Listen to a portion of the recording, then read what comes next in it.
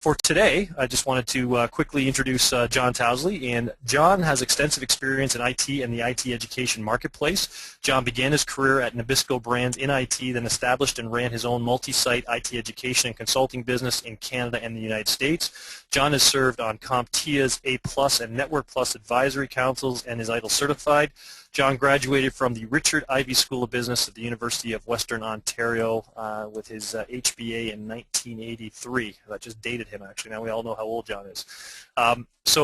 Without anything further, I'll bring up John Towsley, and as I mentioned, I'll be back and forth with some questions as we go throughout it, but I'll turn it over to John at this point.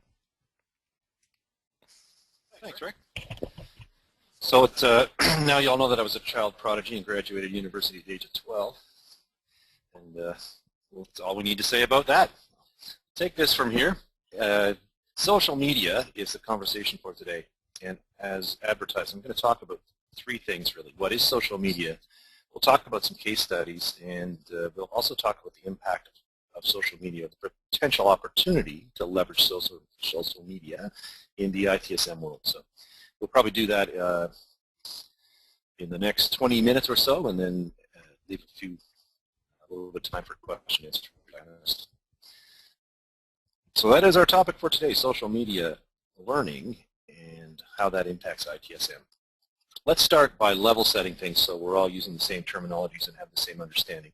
You'll notice through the presentation today that I'm going to quote some external sources. The first one you see is Burson Associates, which is a large research firm in the world of social media. I think maybe you're not seeing the same slides, so I'm just going to,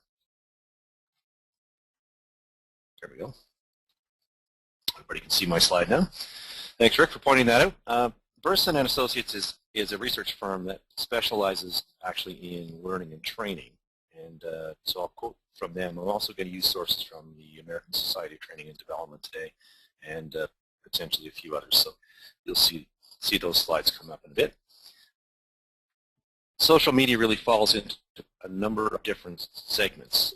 And we're familiar with a lot of these from our personal lives. I'll touch on what that means as we go through today.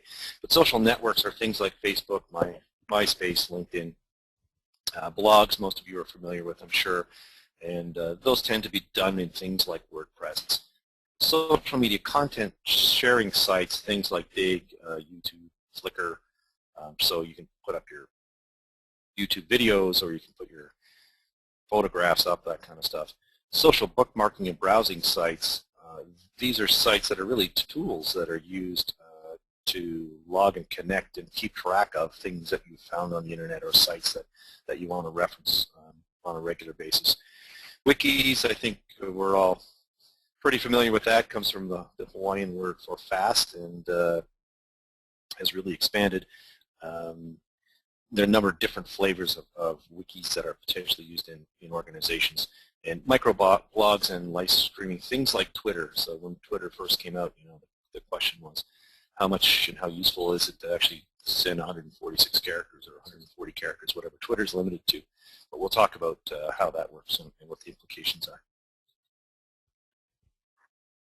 John, are there any, specifically to any of these sites, are there any enterprise versions or enterprise applications that are being run securely inside?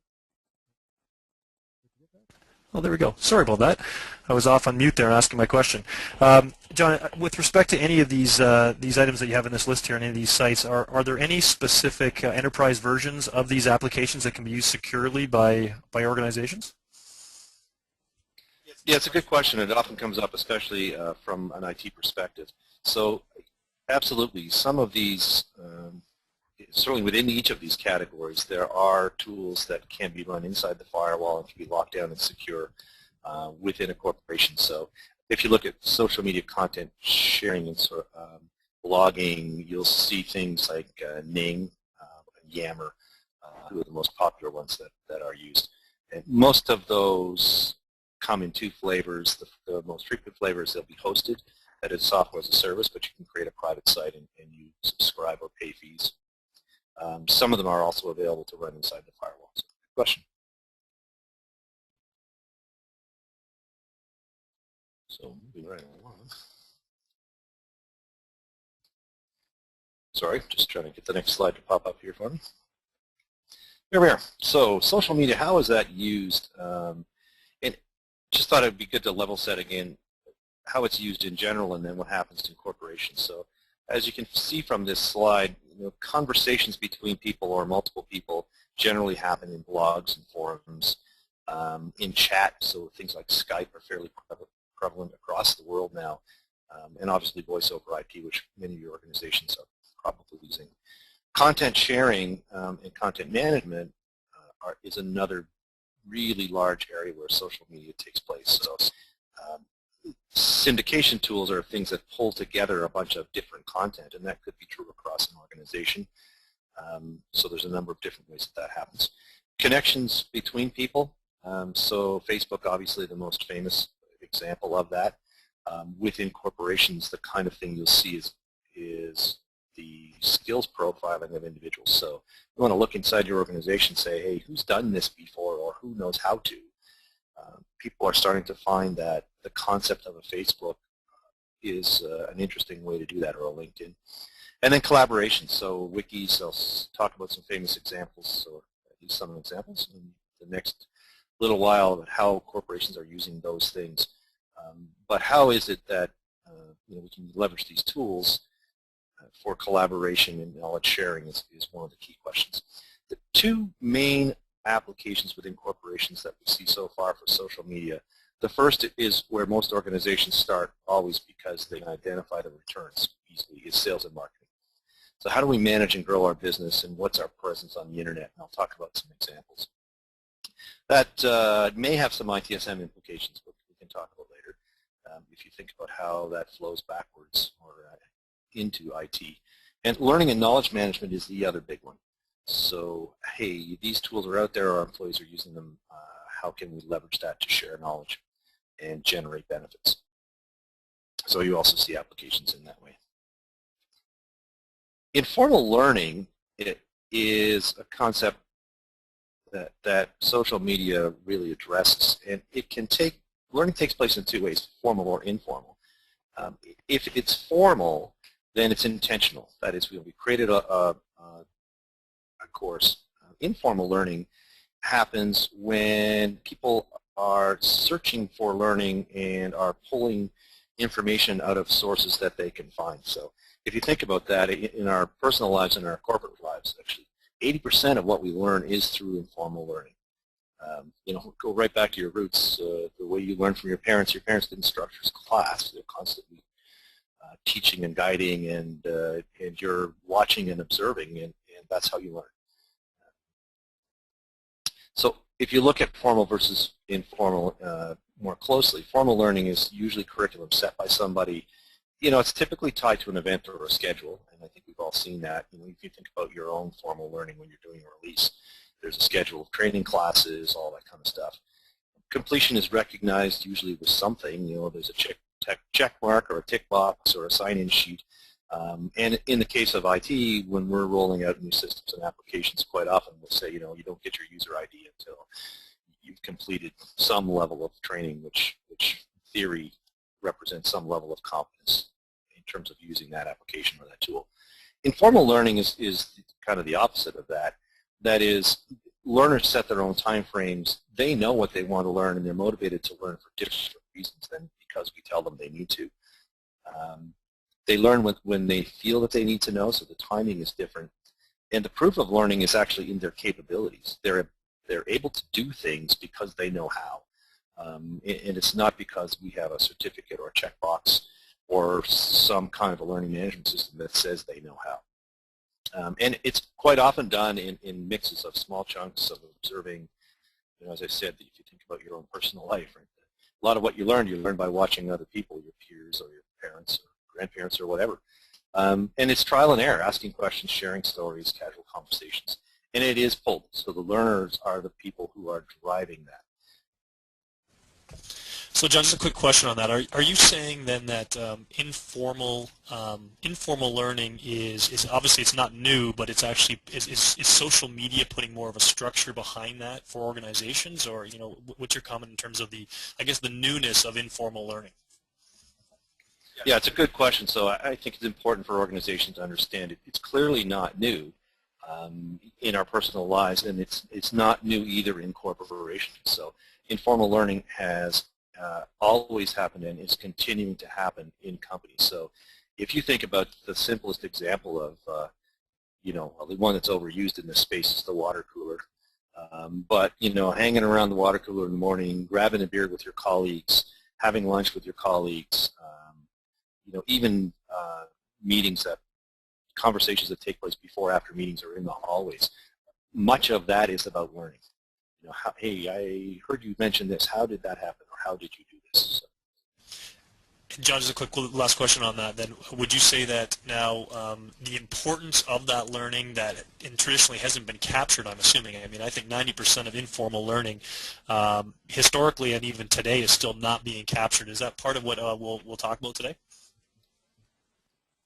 Yeah, I'll touch on that. It's a good question. There's a fair bit of debate in the field about whether or not we need to capture informal learning.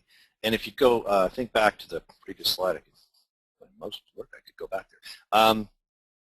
But the concept was that the informal learning is actually something that the learner drives, and it's proven really out by, if you look at this bullet point, by their ability. So there is some debate about how do we track it, and it's actually one of the objections to formalizing, if you will, informal learning, because people say, hey, no, we need to be able to track everything. So I'll touch on that. So this slide actually talks, just to kind of put this in a graphic format so we understand what we're talking about. It's not new, but what social media does is it kind of accelerates and in some ways automates the ability of people to engage in informal learning. And the other big thing it does, which is where IT people often kind of get their undies in a bit of a bunch, is that it overlaps with our personal life and our personal technologies. And we'll talk a lot more about that in a few minutes. But that's one of the big challenges, and it's certainly a challenge on the ITSM side. Some of you may have seen, even as recently as last week, there was a fair bit of news coverage about the use of Facebook in educational institutions.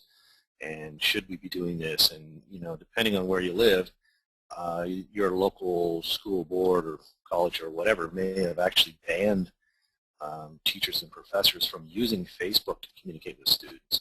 I know there have been cases where, students have been accused of cheating because they're posting discussions on Facebook. So there is this cross between formal organizations and formal learning and what's happening in people's personal lives, and social media is what's enabling and creating that discussion. So it's the landscape is clearly changing.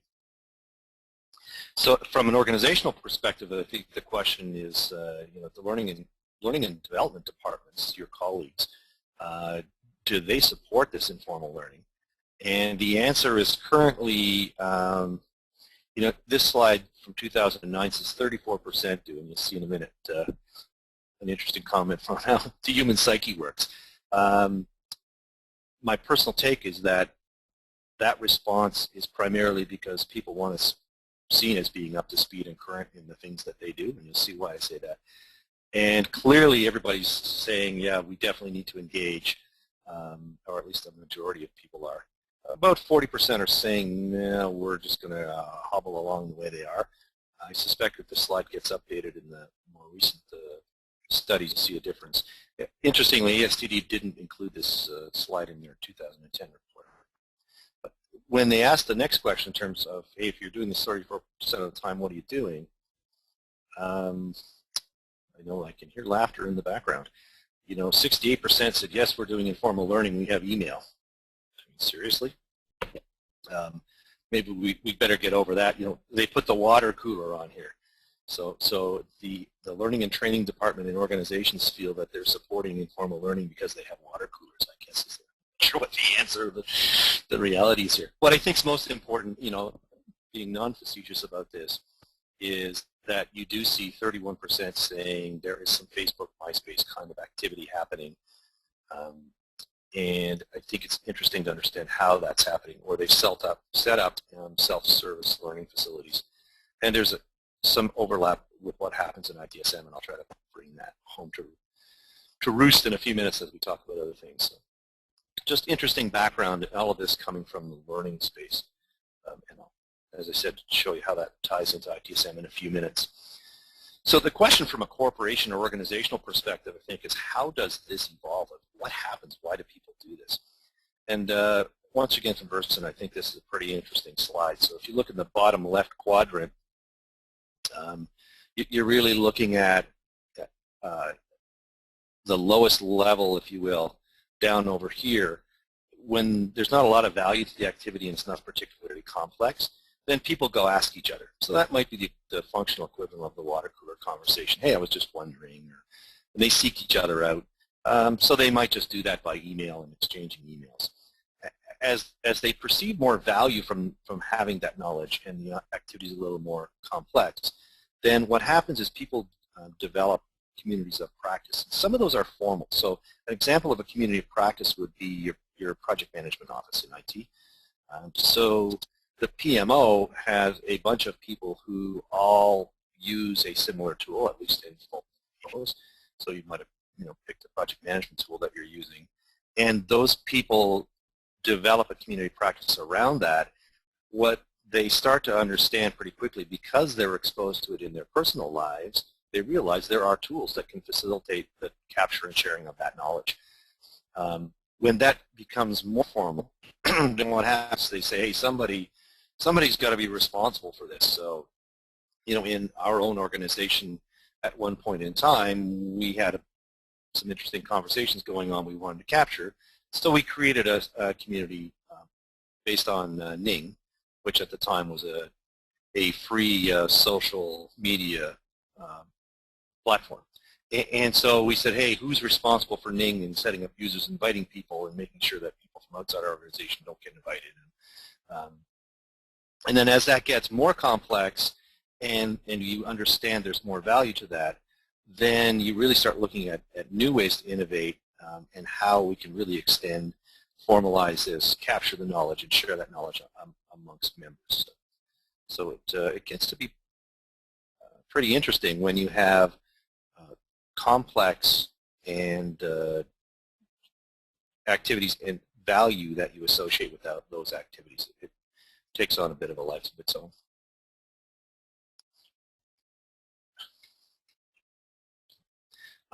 So, as promised, what are the implications for the ITSM space? Most of what we've talked about so far is, what is social media? We have an understanding of that.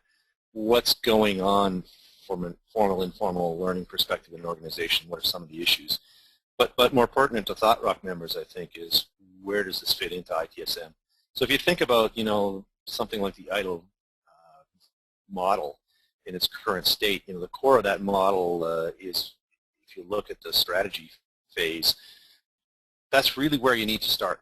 From an IT perspective, what is your corporate social media strategy? And we all love buzzwords, so me is the acronym for social media, apparently. Are your employees already using social media? I would hazard a guess that if you're in actually almost any size corporation, but certainly in a medium to large size corporation or organization, it's already. The general wisdom that I've discovered in this industry is you can't force people to use an internal solution or even an external solution that you provide. It's kind of like throwing a party. So you just can't get people to do things that they aren't naturally going to do by passing a bunch of laws and trying to enforce policy. It just doesn't work. And there's some reasons for that. So you can facilitate the creation of active and useful internal solutions. That's a different thing. And you have to understand what your IT strategy is going to be about this in order to make that happen. To use another example, if you look at the Ning site that we were using in the BWise group of companies, which is the parent corporation for ThoughtRock, the Ning site had a life cycle, and we did some interesting things and shared a lot of knowledge and stored some information up there. But it actually did come to an end because the party moved to a different bar, if you will use that analogy. And eventually we just let the thing I think the other observation here is, in order for this to be successful from an IT perspective, you need to line up your strategy with the C-level, the CEOs, CFOs, COOs of your organization. And I'll show you a live example of how that's happened in one organization that's in the IT space and why that's so important. But without it, you're really likely not to have a whole lot of success. Getting down to more brass tacks and very specifics, I see a direct impact potentially on incident management in the service desk. Your users will build communities of practice. COPs is the buzzword for those babies, around applications and to support each other. The question is, are you part of that discussion? And once again, I'll show you a commercial organization example where they said we need to be part of that discussion. So as much as you have your service management tool and your logging tickets, and you may have, user self-help, I imagine if you talk to the people on your service desk, certainly the level 1 folks, what you'll find, and you can use this analogy with physicians or anybody, generally users will have Googled something before they call or ask you. So it's not that they're not informed. Right? They are using social media, even if it's just something they found on Google and then went to someone else's site. Long gone are the days where IT people were the keepers of the gate or holders of the vault and had all of the exclusive knowledge and, gee, watch this, I can make your printer work. It's just not that way anymore. So that conversation's happening. The question is, are you part of it? Are you facilitating it? So self-service solutions really do need to integrate that. And you've got to encourage your users to connect to them. You can't, as I said before, you can't force them. You've got to throw a good party or they won't come. Problem management, the other place that I see this affecting ITSM.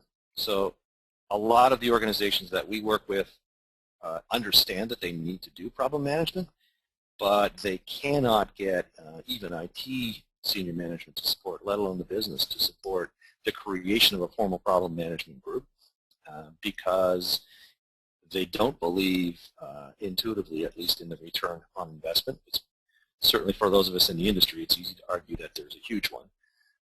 And I think social media can help with this because if you think about problem management, it is, in essence, driving to root cause is research. And research and collaboration, who has the knowledge, who knows. The broader we can cast that net and still coordinate and control the communication and log it for posterity, the better. So there's a huge opportunity there in my mind. And then similarly, problem management, much like your end users, can take advantage of external social media groups, places like ThoughtRock, LinkedIn, Twitter, to solve problems. So for just about everything you're trying to solve, I guarantee you there is or are many more than one social media groups that already exist. Take a look, if you're not a member of LinkedIn, you probably all are. Go to LinkedIn and see how many idle groups there are, just as an example. Tons. So it's a useful tool for sure, and I think we can leverage that in the problem management sector. Similarly, with change and release management, very clearly, if you think about the slides that we went through at the beginning of this presentation, if social media is being used to foster and encourage informal learning in your organization, then we should be able to leverage wherever people are going to that party. If we get into the party, we're doing a release, think about how effective that could be in terms of communicating and disseminating knowledge that you want people to have, the hows and whys of what's going to happen with the release and what's coming up, getting people to buy in, getting them excited about new technology, getting them to follow policy. A lot different than sending out an email with a policy document saying thou shalt, or read this document, sign here, checkbox. If you're encouraging people through social media in discussions that they're already having, if you're part of the discussion, you're now collaborating and in a collegial relationship with them. Just think on that for a minute and imagine how much better your release management process might be if you were disseminating information and engaging users that way. John, just a quick question on that. So are you aware of, I don't know if you can, so I might be putting you on the spot here, so if I am, just say you're not aware, of any examples of how, even at the incident management level, at the first line help desk, that organizations are using either tools that might come out of the box or specific service management tools that facilitate that kind of chat with their colleagues to try to problem solve or solve a problem at the core, and then those chats are stored and then can be searchable in terms of those conversations. Are you aware of anybody that's doing that or taking a leadership role in any of that? I don't have a specific example outside of a commercial one, which I'll talk about shortly. But I do know that if you look at the ITSM vendors, people like ServiceNow and Numera, they are beginning to integrate these kind of tools into their product suite and certainly encourage its use. So you will see discussion groups and so on, especially as it's linked to self-help and service. But the other big overlap is the knowledge management process and knowledge management software. So if you look at knowledge-centered support, which is a big initiative, certainly within the industry, and people like HDI have courses on it, that kind of stuff, then you do see that there is at least an awareness of the need to have discussion groups and to capture that knowledge for posterity. And certainly the incident management processes and problem management processes in mature organizations by default document and store the knowledge. What's happening now is the tool vendors are starting to say, when you look at self-help, hey, how do I make that searchable? And that's what self-help is all about. So it is actually an example of social media. And there are probably some people listening in who could maybe pipe in and say, hey, yes, we do that or we do this. So I'd encourage you to ping Rick with that information if you want to share it. It'd be interesting to know.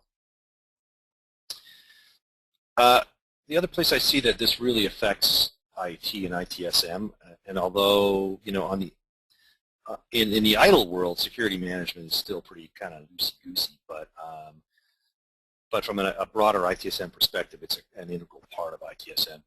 And it's a big, big question with social media. So the kind of objections that you see coming from learning and development people and IT people are things like, we don't allow access to social media tools from within our firewall. So Facebook is locked down, you can't get on Yammer or you can't get on Twitter. And we don't want that to happen because A, employees will spend all their time on Facebook and won't do their jobs. And B, it causes firewall issues and bandwidth issues.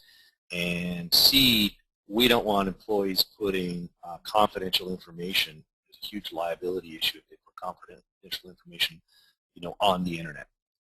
And while those are all valid observations and valid questions, the reality is this is happening.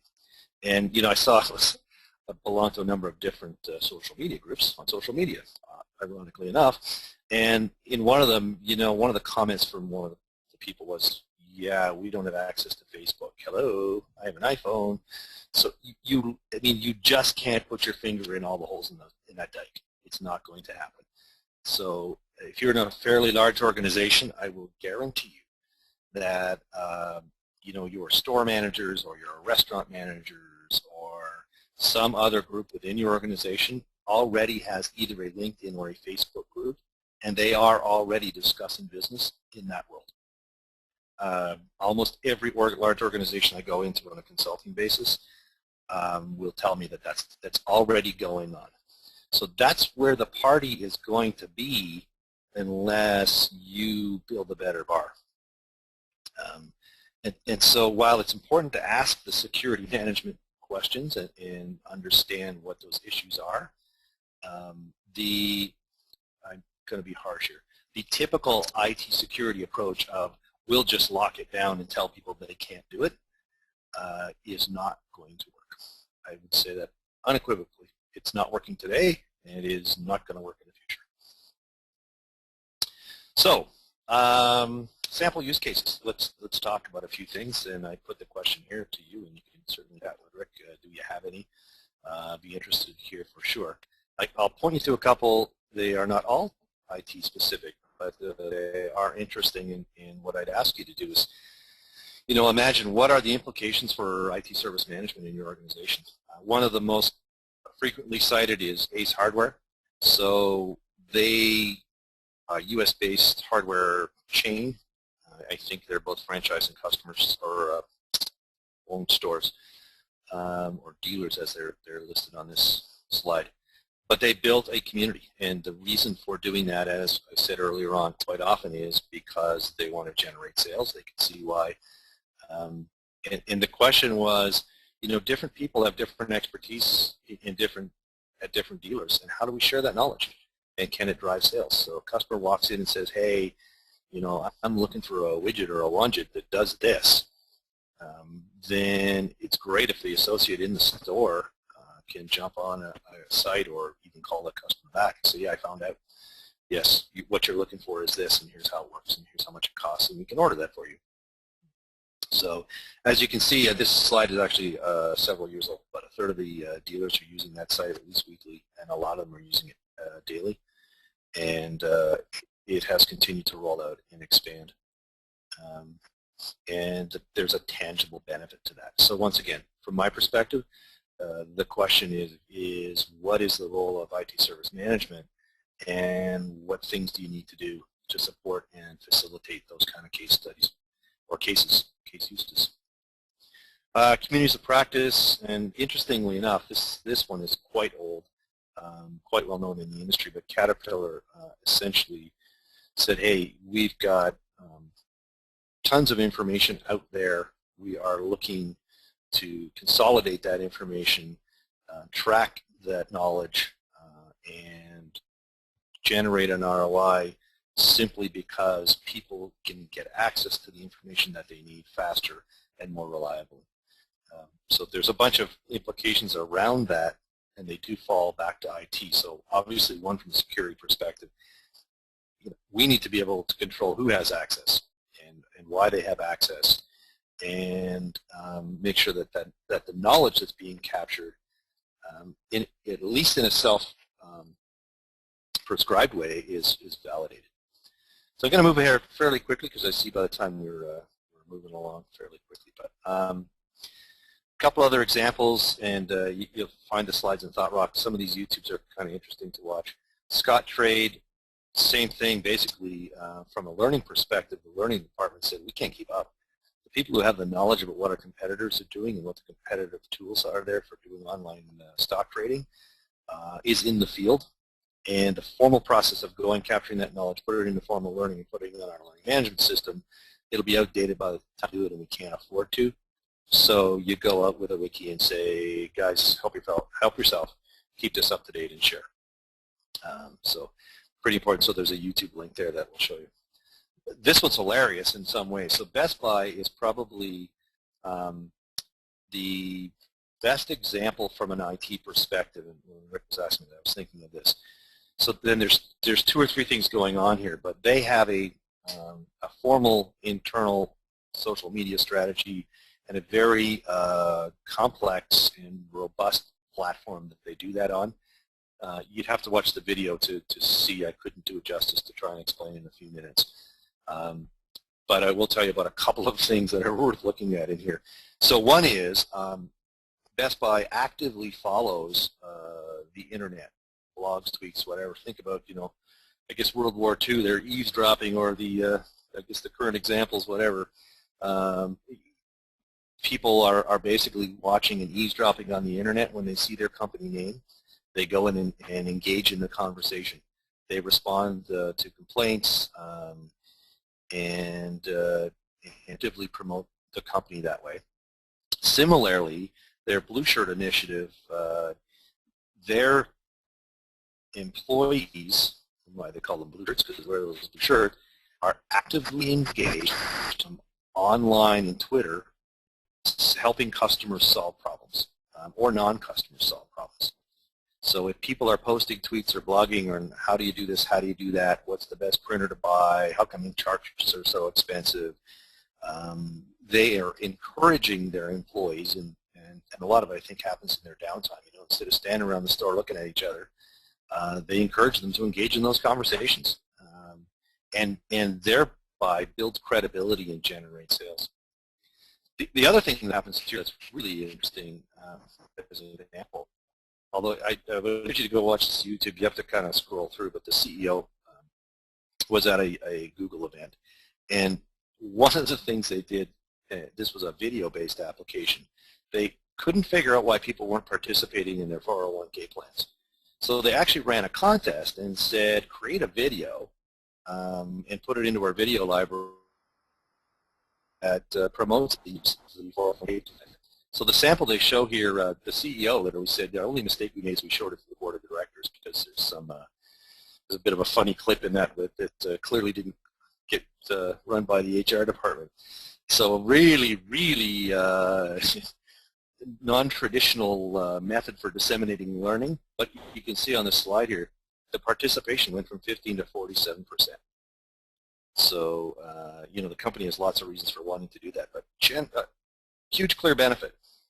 And all of that done by leveraging kind of new tools. So from an ITSM perspective, if you think about that, what does that mean and how can you leverage, in release management or whatever, if you're facilitating video blogs, or a internal YouTube kind of site, what kind of cool, cutting-edge, fun stuff could you do? And yes, I know there are lots of issues around technology, and it's I'm going to wrap this up. To that point, right? So informal learning is not new, as Rick pointed out. Social media tools are expanding, and our ability to facilitate informal learning expands with that. Connected employees are going to use this stuff whether you sanction it or not, or try to turn it off inside your firewall or not. The roles of HR and IT need to be made really clear and mandated and connected to your governance model. And as I said earlier, all the way up to the C-level, who owns this and who owns the strategy, and do we have business alignment? If you think about the use cases, and I ran through them fairly quickly, in all cases a business need was identified. The employees are motivated by the intrinsic reward, and they're empowered to use the tools. They focus primarily on the capturing and sharing and disseminating of knowledge. There's a tight connection to knowledge management and retention, and clearly there's a tight connection between knowledge management and systems and ITSM. They are centered almost always around communities of practice. So it's a common group of people who do something in their job and want to share that knowledge. The other thing I would say today is most of those occur in technically savvy organizations for two reasons. The employees adapt and use the technology more easily because they're interested and they know how to do it. And secondly, they can afford to do it because they have access to the technology and they have the bandwidth. But I would say with a significant ROI can be generated if you have the right model. So my recommendations to you, start the conversation now because it's going on. Is anybody doing this? Does the business perceive a need? Does senior management even know what's going on? And do they see a business need that could be addressed? From there, understand who should own this or multiple stakeholders, and how is that organization and governance model set up? Look at what your current capabilities are. You probably have SharePoint. SharePoint has all kinds of social media capabilities. You have a learning management system. There may be an ERP system and an HRIS system. And all of those, as Rick pointed out again, even your IT service management system may have some of these capabilities. Who amongst your employees has some of these skills? Do you have the infrastructure and connectivity? Then I think you want to pilot some stuff. So you want to try and throw a party and see if you can get some people to come. Because I would say the analogy I use, it's like having teenagers, There's a pretty common methodology that says I'm going to have the party in my basement because at least I know they're in my basement. But I'm not going to go downstairs very often because I really don't know what's going on. So my kids are grown up and gone, and I can tell you it actually works. Although I have fewer ornaments than I used to own. But anyway, that's it for today. Unless there's any questions, that's the end of my presentation.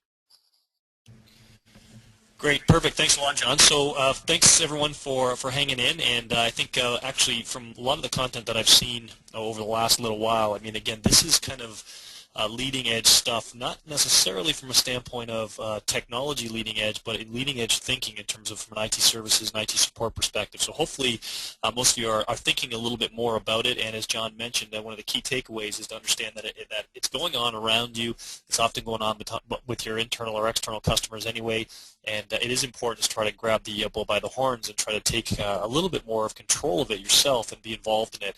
But again, I think there's lots of continuing discussion around this area because this is new thinking for IT management, I think, with respect to social media and how it can improve the service levels and what's going on in IT service management. So thanks a lot again, John. So for next week, again, just want a reminder. Again, and the other thing I just want to remind you as well is take a look at the contact information. Those of you that aren't on Twitter, this is a great kick in the behind to get on Twitter. I think there's lots of stuff. There's a number of converts in our organization when it comes to Twitter, and one of the best solutions I heard for getting on Twitter and suggestions is instead of going on and trying to figure out what to write on Twitter, what's probably a great idea is to understand what space you're in and just start searching Twitter, and for at least the first 30 days, just listen. Listening means just read. So to see what people are talking about, understand what hashtagging is, and understand what all the link backs and the retweets and everything's all about, and really start understanding it, because you will be surprised at what you will learn as well as where you feel you could start engaging in that community based on topic levels. But there is a world of discussion going on out there. So those of you that haven't engaged in Twitter before, and have kind of scoffed on it. I was there, but I think you should actually think about it. So that said, if you want to take a look at what some of the folks are saying at Thought Rock, it's actually on the screen right now. It's at Thought Rockers. So Thought Rock, I guess, was taken, but we're at Thought Rockers. So if you want to go on, you'll see some of the other stuff that's going on and what's being tweeted from, or what's being tweeted from the folks at Thought Rock. For next week, again, I wanted to remind everyone, next Tuesday, same time, it's 12 p.m. Eastern Standard Time. I wanted to remind you that we have a speaker there. I'm just going to pull up, make sure I've got the right content here. And next week is actually, you can go onto our calendar as well. So go on to Thought Rock's calendar and you can see exactly who's up each week. And next week it is Roy Atkinson, who's a senior writer analyst at HDI. So he'll be talking about the pursuit of customer service excellence.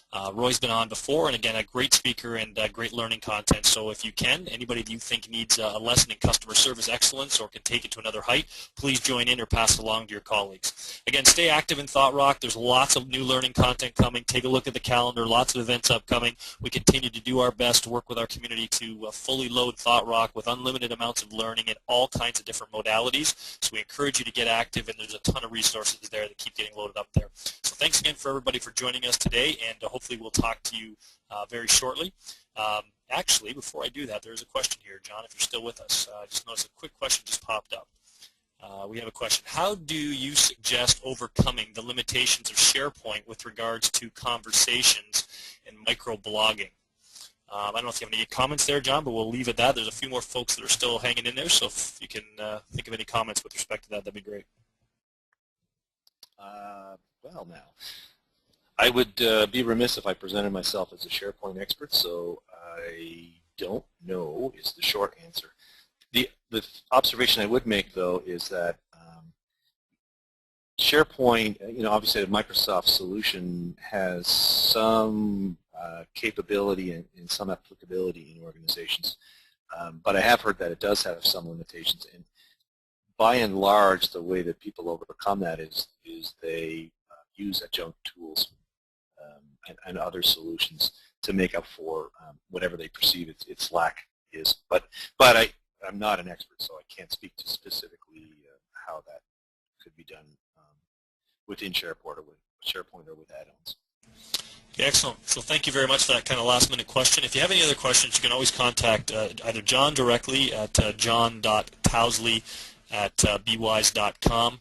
But if you don't have that down, one of the easiest ways to get through to John or get to anybody to ask additional questions is info@thoughtrock.net. Again, this presentation will be posted on Thought Rock, so for Thought Rock members that want to go back and review this, at any time they can get into Thought Rock and take a look at it. It will be in there, I believe, within the first 24 hours.